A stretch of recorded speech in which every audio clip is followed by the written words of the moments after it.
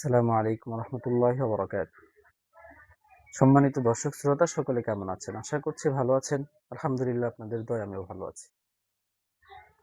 তো আজকে কথা বলতে চাচ্ছি আমাদের মধ্যে যাদের হীনমন্যতায় ভুগছি তাদের জন্য।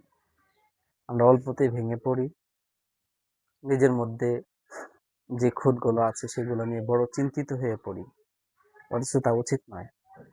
কেননা কারো এই খুঁতগুলোও কোনো না কোনো মানুষের জন্য কাজে লাগতে পারে, সেই বিষয়টা আমাদের খেয়াল রাখা দরকার। আমি এই মুহূর্তে আপনাদেরকে একটা কাল্পনিক গল্প শোনাবো। বাস্তবিক না, এটা কাল্পনিক একটা গল্প। এক লোক ছিল, তার ২ টা হাঁড়ি ছিল।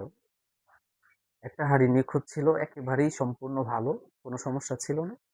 আরেকটা হাঁড়ি ছিল, একটা লম্বা ফাটল ছিল যেটাতে ছুঁয়ে অল্প অল্প করে পানি পড়তে। তো ওই লোক প্রতিদিন সকাল বিকাল ২ বেলা করে নদী থেকে পানি নিয়ে বাসায় আসতেন। সেটা দ্বারা সাংসারিক কাজ করতেন। তো যখন নিখুঁত যে পাত্রটা আছে, সে পাত্র দিয়ে পানি আনলে দেখা গেছে ফুল পানি থাকে। কিন্তু যে পাত্রটাতে দোষ আছে অর্থাৎ ফাটল আছে, ওই পাত্র থেকে পানি পড়তে অর্ধেক কমে যায়। আর সেই লোক এভাবেই সকাল বিকাল পানি আনতে থাকে। যে যে নিখুঁত পাত্রটা আছে সম্পূর্ণ পানি সে গর্বে থাকে, সে নিজেকে নিয়ে অহংকার করে। আর যে ফাটল ধরা পাত্রটা সেটা নিজেকে লজ্জিত মনে করে, নিজেকে ছোট মনে করে। এবার দিন যাইতে একসময় সে বলে উঠল মালিককে, যে মালিক, আমি তো ফাটল, আমি আপনার কাছে ক্ষমা চাচ্ছি, আমাকে ক্ষমা করে দেন, কারণ আমি আপনার কষ্টের কারণ হচ্ছি। এত কষ্ট করে এত দূর থেকে পানি আনেন, কিন্তু আমি সম্পূর্ণ পানি বাসা পর্যন্ত নিয়ে আসতে পারি না। সুতরাং আপনি তো চাইলে আমাকে বিক্রি করে আমাকে ফেলে দিতে পারেন, নতুন আরেকটা নিতে পারেন। এবার মালিক বলল, ঠিক আছে, আজকে যখন পানি নিয়ে আসবো তখন তুমি তোমার পাশের রাস্তাটা একটু খেয়াল করবা। তো যখন পাত্র ২টা দিয়ে পানি নিয়ে আসলেন, যে পাত্রটা ফাটা, সে পাত্রর সাইডটা লক্ষ্য করে দেখা যায় যে ফুল, সবুজ শ্যামল, হলুদ, লাল, বিভিন্ন ফুলের বাগান, বিভিন্ন ফুল ফুটে আছে। আর অপর পাশে যেটা নিখুঁত ছিল, তার পাশে ধুলাবালু দ্বারা একদম রাস্তা ঢেকে আছে, একদম অবস্থা বেহাল হয়ে আছে।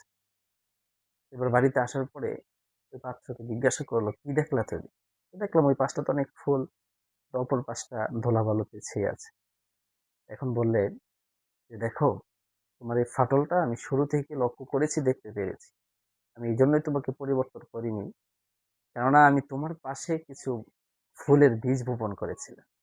আর তোমার থেকে ছুঁয়ে পানি পড়তো, ওই ফুলগুলো তাজা হতো, সেখান থেকে ফুল হয়েছে, যে ফুল দ্বারা আমি আমার ঘরকে সাজাই, আমার সে ফুল বিক্রি করে আমি আমার সংসার চালাই। এখন সে নিজেকে তো ই করলো যে আমার দ্বারাও কাজ হয়। এর দ্বারা বোঝানোর উদ্দেশ্য হলো এটাই যে নিখুঁত কখনো দোষযুক্ত জিনিস দ্বারা উপকার হাসিল করা যায়। আমরা মানুষ, আমাদের মধ্যে দোষ ত্রুটি নাই এটা বলা অসম্ভব, যায় না। মানুষ মানেই ভুল, মানুষ মনেই তার ভুল আছে, তার ত্রুটি আছে।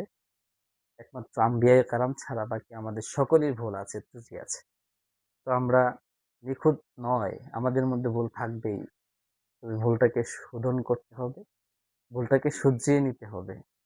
আবার কোনো ক্ষেত্রে দেখা গেছে আমাদের মধ্যে এটা নাই যে আমার দ্বারা কেউ উপকৃত হবে, এটা আমরা নিজেরা ভাবি, আসলে নয়। আল্লাহ দুনিয়ায় যত কিছু সৃষ্টি করেছেন, যত মাখলুক সৃষ্টি করেছেন, সব মাখলুককে কোনো না কোনো কাজেই সৃষ্টি করেছেন। অনর্থক কোনো মাখলুককে সৃষ্টি করেন নাই।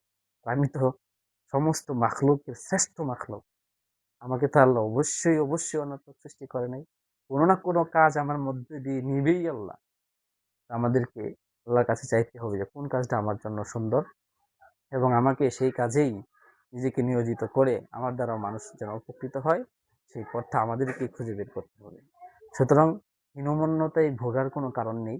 আল্লাহ যেহেতু আমাকে সৃষ্টি করেছেন, আমি যেহেতু আল্লাহর একজন সৃষ্টি, সেই হিসাবে আমার দ্বারা আল্লাহ কাজ নিবে, এটাই স্বাভাবিক। সুতরাং নিজেকে প্রস্তুত করুন যেন আপনার দ্বারা আমার দ্বারা অন্যরা উপকৃত হতে পারে। আমার ছোট্ট একটা কাজ, ব্যাপক কাজ, সব কাজ তো একজনের দ্বারা নিবে না, বিভিন্ন মানুষ দ্বারা বিভিন্ন কাজ নিবে আল্লাহ, এটাই তো স্বাভাবিক। আমার উদ্দেশ্য হলো যে আমাকে যেহেতু আল্লাহ সৃষ্টি করেছেন, অবশ্যই আমার দ্বারা কোনো না কোনো কাজ নেবেন। সুতরাং হীনমন্যতায় ভোগার কোনো দরকার নাই। পেরেশানির কোনো দরকার নেই। আল্লাহর কাছে চাইতে থাকুন। আর ইনশাআল্লাহ সামনের দিকে অগ্রসর হইতে থাকুন। এতটুকু ইনশাআল্লাহ ভালো থাকবেন। আবারও কোনো নতুন কথায় আসবো। ততক্ষণ পর্যন্ত ভালো থাকুন, সুস্থ থাকুন। আল্লাহ হাফেজ। আসসালামু আলাইকুম ওয়া রাহমাতুল্লাহি ওয়া বারাকাতুহু।